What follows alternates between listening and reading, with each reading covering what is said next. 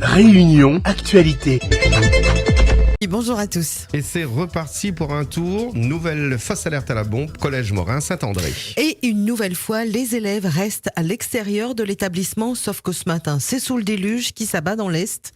Un parent d'élève nous l'a annoncé il y a quelques minutes et c'est une nouvelle fois par mail que la direction du collège a été informée.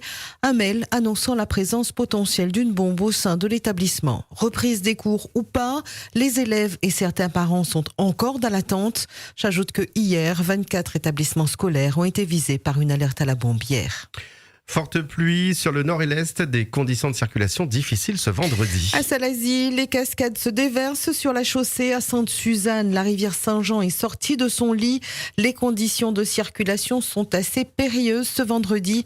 Notre île est, je vous le rappelle, en vigilance forte pluie-orage. Régions concernées, le nord et l'est. Et ce matin, de bonne heure, il faut être très prudent. Témoignage d'automobilistes. Route de Salazie, pont d'escalier jusqu'à Rivière-du-Mât à Saint-André, déluge. Toutes les cascades ils débordent, les 3 cascades au niveau de Grand Éboulis là, ils débordent sur la route, une voiture dans le fossé, bassin de l'eau partout, pont d'escalier jusqu'à Lillette, aller voir pont Rivière-du-Mât, ils bombardent à fond. Plus de 50 km/h, attention canal. Dans les bas, non, mais dans les hauts, là, dans le paquet, là, là, qui sont là, tout le carreau de canne à côté, le bambou, partout, inondé partout. Alors, si je continue comme ça, ça va être inondé partout. Hein. Ça fait un moment, il annonce, mais là, il a gagné. Depuis, jusqu'à Saint-Benoît, la pluie, les gros sur la route. Et en plus de ça, les voitures qui croisent à haut, quand on a double sens, ils roulent tellement vite, même les camions, ça, on reçoit un gros paquet d'eau des sur pare-brise. Et je dis franchement, mais ça devient un coup de d'eau sur mon pare-brise là. Je suis même à plus vite devant moi. À un moment donné, je me suis dit, arrêtez, on prend la route. Ah ouais, un petit auto là. Là, ils vont en face, là, on reçoit toute de l'eau dans la gueule, là. Avant le feu là, qui est là, en passant de son espace pour là, qui est là, les plein de l'eau, les remplis de l'eau partout. 2 éboulis, notamment de gros arbres qui bloquent la route juste après le chemin Alfred Malzérieux à Saint-François. Il y a des éboulis de roches également, un petit peu plus haut. Donc, je tenais à signaler ça. Et qui bouchent une partie de la route. Là, pour l'instant, sur la route de Saint-François, il n'y a pas trop de circulation, donc ça va. Il y a une voie qui est bouchée, et puis après, on se débrouille, comme on peut de toute façon. 4-5 virages un peu plus haut, on a des roches sur la route. Voilà, en ce qui concerne le point rapide circulation, restez prudents. Il pleut beaucoup dans le nord et dans l'est de l'île. Nous sommes, je vous le rappelle, pour le nord et l'est, en vigilance forte pluie, orage. Les jets de galets, c'est un phénomène qui sidère. Qualifié de jeu pour certains, le jet de galets semble se généraliser, notamment au sein de la desserte de certains quartiers de Saint-Denis, au détriment des chauffeurs de bus, usagers et riverains.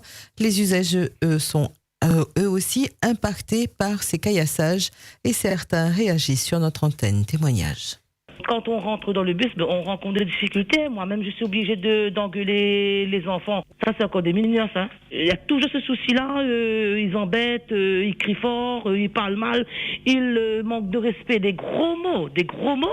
Même que des fois, ils agressent les élèves qui sortent du collège et qui sont calmes. Et eux, ils disent rien, en fait. Il est triste et en colère. Ne peut pas. Avec les pompiers, les forces de l'ordre, tous ces acteurs-là qui subissent tous les jours, les chauffeurs de car, les pompiers, tous ces gens-là, ils doivent se réunir et aller dans les quartiers et expliquer aux jeunes la problématique qu'il y a et les conséquences. Les bus qui sont caillassés, les voitures qui sont caillassées. Oh, mais ça se fait pas. C'est des petits jeunes, ça. Hein. Mais où sont leurs parents là-dedans? C'est la faute aux parents. Mais j'entends des gens qui disent qu'il faut couper leurs allocations. Non, il faut pas tout couper. Mais il faut diminuer les allocations. Et sur le réseau des bus, ce matin, à cause des fortes pluies, certaines lignes du réseau Citalis sont perturbées. Il y a eu un glissement de terrain dans le secteur de Montauban et de la Confiance à Sainte-Marie. Les lignes sont ainsi suspendues. Frida, il est 7h passées de 39 minutes. Un drame hier en fin de matinée du côté du Chaudron. Juste après le pont de la Jamaïque, sur le front de mer, un homme est tombé dans une ravine. Il n'y a malheureusement pas survécu malgré l'intervention rapide de secours. 3 mineurs placés en garde à vue, ils avaient jeté un extincteur sur une voiture. Oui, et ces 3 jeunes devront s'expliquer devant le tribunal pour enfants. Pour les faits, c'était lundi, quartier de Montgaillard. Les 3 jeunes, pour une raison inconnue, jettent un extincteur sur un véhicule conduit par un père de famille. À bord, son enfant de 4 ans. Le conducteur et l'enfant souffrent de blessures légères. Ils ont été pris en charge par les secours. Qu'est-ce qui a motivé un tel geste de la part de ces 3 mineurs ? Ils seront jugés prochainement. À 27 ans, il est considéré comme un baron de la drogue. Ce jeune délinquant sévissait dans le secteur de Saint-Gilles. Il fournissait de la cocaïne aux habitués de la nuit saint-gilloise et ce, pendant 3 ans. Bars et restaurants de Saint-Gilles lui fournissaient ses clients. Jugé par le tribunal, il écope de 7 ans de prison ainsi que d'une interdiction de séjourner à La Réunion. Quelques usagers de la montagne ont bloqué le passage des bus. Un mouvement de colère sur la ligne 21 pour dénoncer la vétusté des bus qui desservent le secteur de la montagne. En une semaine, le bus est tombé plusieurs fois en panne. Trop, c'est trop. C'est ce qu'ont indiqué sur notre antenne ces usagers qui se sont postés à la hauteur de l'arrêt Lacroix pour empêcher le passage des bus. Ce matin, Nicolas Rupert, directeur général de la Sodiparc, s'est rendu à la montagne pour rencontrer les usagers en colère. Un transport en commun toujours estival, on en parle. Une grève annoncée pour le 13 novembre. Et le mouvement risque d'être illimité. L'intersyndicale FO-CGTR a déposé hier un préavis de grève.